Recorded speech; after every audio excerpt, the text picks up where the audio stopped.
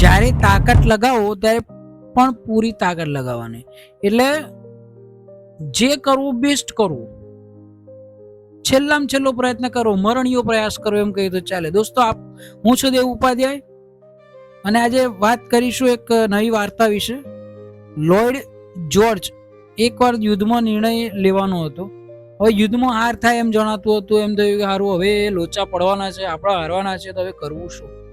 અને એમની સિદ્ધિને કલંક લાગી જવાનો પણ ડર હતો. એટલે એમણે મોટું જોખમ લઈને એમણે નિર્ણય લીધો અને જીત થઈ. એટલે કોઈએ કહ્યું કે ભાઈ, હારને જીતમાં તમે કેવી રીતે પલટી નાખી? એટલે લોકો પૂછવા તો આવે છે કે ભાઈ તમે જીત્યા કઈ રીતે? એટલે જ્યોર્જે કહ્યું કે મોટું ડગલું ભરવાનું હોય, એ મોટો નિર્ણય લેવાનો હોય ને, તો 3 ખ ને યાદ રાખવાના.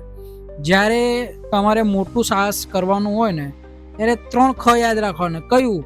ખંત, એક ખંત, ખુમારી અને ખમીર. ખંત, ખુમારી અને ખમીર. હવે જો મોટું ખાબોચિયું કૂદવું હોય તો એક મોટી છલાંગ ભરીને કૂદવું પડે.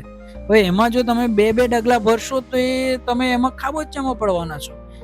કહેવાનો આશય એ છે કે જ્યારે તમે બહુ મોટું સાહસ કરીને બેઠા હો તો પછી એના માટે તાકાત પણ મોટી લગાવવી પડે. પછી નાના નાના ડગલા ભરે કામ ચાલે નહીં. એટલે આ રીતે ભાઈ મને જીત મળી, એમણે એવો જવાબ આપ્યો. એટલે કે ઓશો એવું કહેતા કે વધુ ને વધુ હિંમતવાન બનતા જાઓ એટલે નિર્ભીકતા આપોઆપ પેદા થાય. અને નિર્ભીકતા એ જ હિંમતની અંતિમ અનુભૂતિ છે. It's the climax. It's the climax. અને એકવાર તમે હિંમતવાન બની જાઓ, નિર્ભય બની જાઓ ને દોસ્ત, એટલે તમને સફળતા મળવાની જ છે. એટલું યાદ રાખજો. આ ઓશો કહેતા હતા. તો આપને આ વિડીયો કેવો લાગ્યો કોમેન્ટ બોક્સમાં જરૂરથી જણાવજો. ફરી મળીશું નવા વિષય સાથે. ત્યાં સુધી સ્વસ્થ રહો, મસ્ત રહો. જય હિન્દ, જય ભારત.